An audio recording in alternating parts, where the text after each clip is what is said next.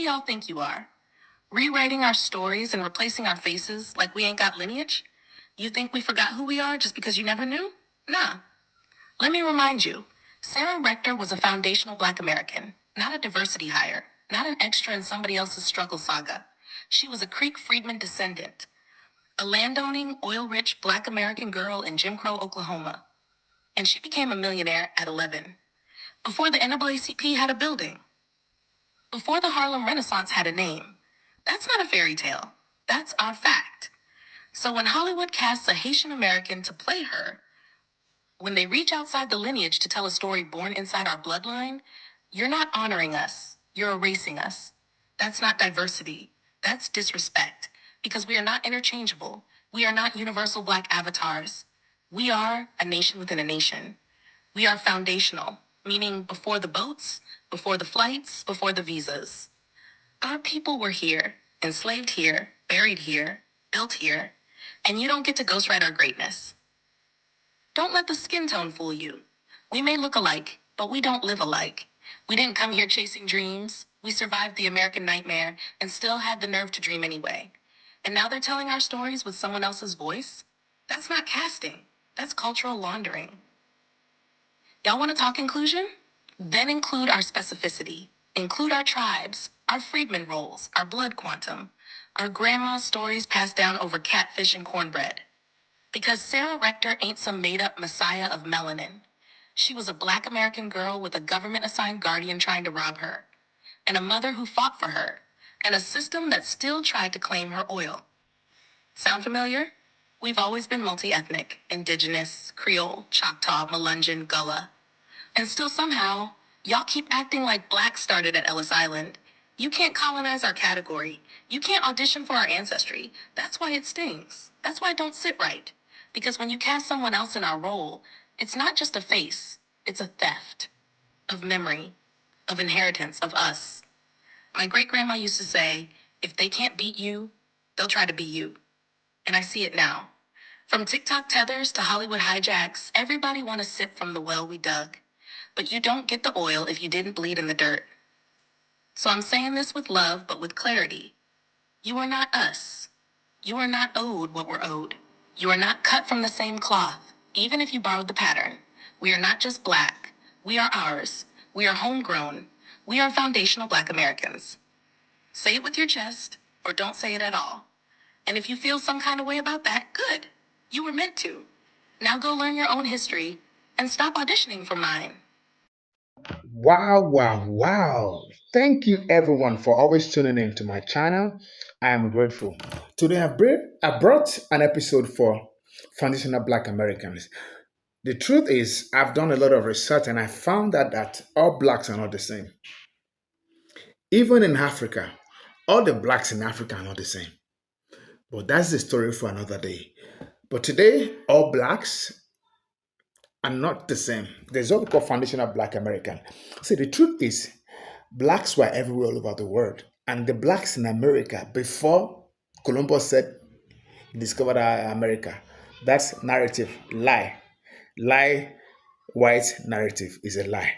But hey, this episode is for foundational Black Americans or the Black Americans. And I want us to listen to what ChatGPT said about you guys. And this is a corroboration to the reality, to the truth, to the fact that you guys have been existing. See, some Black may not like this. Some of you didn't come from Africa. Some of you were in America. That's the truth. That's see, they don't want you to understand this, and they mix up everything. Just like some Blacks that were in Africa, they were not also African. Some came from somewhere. Some migrated from somewhere. Some were not of the same, origin. That's the truth. But let me let you watch this video and I'll be right back because knowledge is becoming, you know, available to anyone that seek to find it, that seek to inquire. And that is why contents like this, we're churning it out so that people can know the truth about themselves, about their origin, about where they came from. And I'll be right back. Credit belongs to, let me give credit to Jasmine. Jasmine is the originator of this content, and I'm calling her name so you can look her up on her TikTok account. Jasmine, no. I'll be right back. Don't go nowhere. In New Orleans, they celebrated Jollof over jambalaya. They cast Africans to play Harriet Tubman and MLK. But when a foundational Black American cast was announced for Children of Blood and Bone, a fantasy rooted in Nigerian culture, African Twitter exploded with outrage. So it's okay when they play our ancestors, but we can't even play their imaginary ones? They call our food slave food. But ignore that soul food was born out of survival, creativity, and ethnogenesis. Indigenous, then African, then European. The seasoning, the preservation techniques, the staples, all reflect our reality as a people formed on United States soil. French, Choctaw, Gullah, Southern. This is a cuisine that came from us, in a world no one else endured. It's not a remix of West Africa. It's the birth of something entirely new. They copy our slang, our drip, our dances, then turn around and call us culturalists. This is what destiny swapping looks like. At Essence Fest this year, the new CEO, an African woman, hosted a Jollof versus Jambalaya cook-off in New Orleans, in the South, a city where Black American food is sacred. Attendance was low. The backlash was loud because people felt it. Something's off. The new CEO of Red Lobster? Nigerian. The headline? Black excellence. But let's be real, when they say Black now, they don't always mean Black Americans from the United States. And one of the newest dishes added to the menu? A seafood boil. Straight from the traditions of the Gulf Coast, from our backyard tables, our family reunions, our culture. Now rebranded and served back to us. And when they choose who gets to represent us, they don't choose based on lineage. They choose based on proximity to whiteness or global appeal. Anyone dark enough to pass for the brand. Remember Barack Obama? Looked the part, spoke the language, but he was Kenyan and white. Not a freedman, not a descendant of United States slavery, not foundational.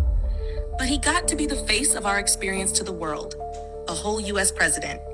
And in contrast, Meghan Markle, the Duchess of Sussex, married into the British royal family, foundational through her mother, born in Los Angeles, California. A Black American woman with real United States lineage, yet somehow still reduced to biracial. Still not allowed to speak for us, still treated like she doesn't belong, even though she has more lived Black American experience than Barack ever did. And when it comes to our heroes, they gave Harriet Tubman to Cynthia Erivo, MLK to David Oyelowo, Solomon Northup to Chiwetel Ejiofor, all African or British African. But let a foundational Black American from the US touch an African-inspired fantasy, and suddenly it's cultural theft. So who's really allowed to tell whose story? They gatekeep their language. They gatekeep their tribes. They gatekeep who can even call themselves African. But in the United States, we're told to open the door for everyone who's Black, even if they came yesterday, even if they call us lazy, cultureless, or lost. We built this culture over 400 years. Some of us were never enslaved. Many of us were freedmen before the Civil War. And most of us, we are the result of true American ethnogenesis, indigenous, African, and European. A lineage forged under fire, not copied from another land. Our music becomes urban. Our dialect becomes TikTok audio. Our struggle becomes a pipeline for global DEI hires. And the numbers don't lie. Out of 48 million Black people in the US, only about 4.8 million are immigrants. But somehow they're running our boards, curating our festivals, leading our narratives. We're not mad at the success. We're calling out the substitution. Because this isn't unity, this is erasure. 2 sermons. That's all it's ever been in America. 1 sermon for freedom, 1 sermon for chains. They told you doctrine of discovery like it was divine revelation. Nah, that wasn't scripture. That was a real estate scam written in Latin, giving Europeans the right to steal every acre that wasn't nailed down. Imagine calling yourself holy while drawing up a map with somebody else's land. Wow, wow, wow, wow. I'm sure you guys have listened to everything that ChatGPT said about foundational Black American versus African American versus the culture of Africa versus the culture of the foundational Black America. The truth is, um, the people that were in America before Christopher Columbus.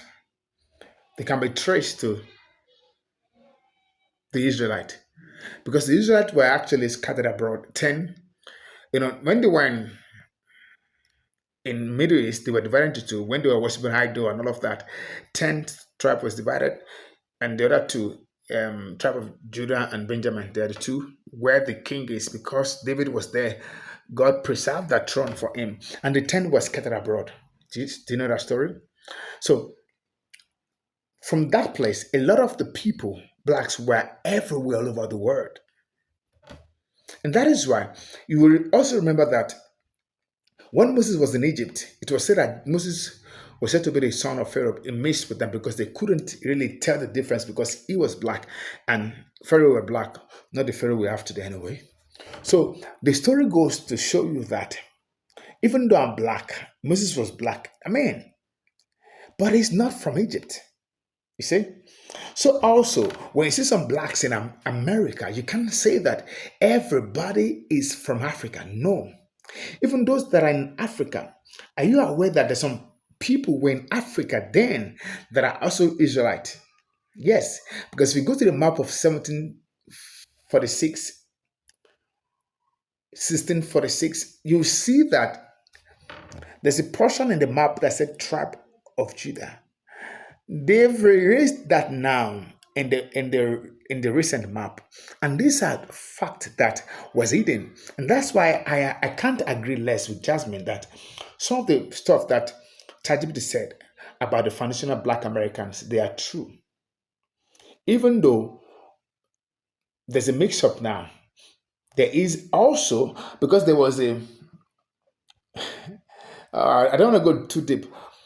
There was a transatlantic movement. There was one that was done before the African transatlantic slave trade. Are you aware of that? From Spain, Portugal, they moved down and all of that. From Africa, from America, they moved to those places. And those places, are you with me? And there is the second one from when it was discovered that the tribe of Judah was in Africa. They also came again. That was the second one. So these are fact. These are truth that all blacks are not the same. Just like you can't say that there is no foundational Black America. There is. Some people were in America before they came, before those white rhetorics and they came to sell sort of things. Foundational Black Americans. Why? They call them indigenous America. They are the ones. And that is why ChatGPT is explaining, breaking it down, breaking it into section of what happened, people that were existing before the story we're told today. But guys, what is your take? And this story is dedicated to the Black Americans, the foundation of Black Americans. What do you say? I want to hear from you guys. I mean, you guys are the majority of the followers I have here because I want to hear your view about this. What do you think? What do you say to this? Do you believe it? Do you disagree? Whatever your reasons are, let's talk about it in the comment section. Thank you guys for always being there, for the like, for the subscribe, for everything. I am grateful. Until I come your way again. Bye for now.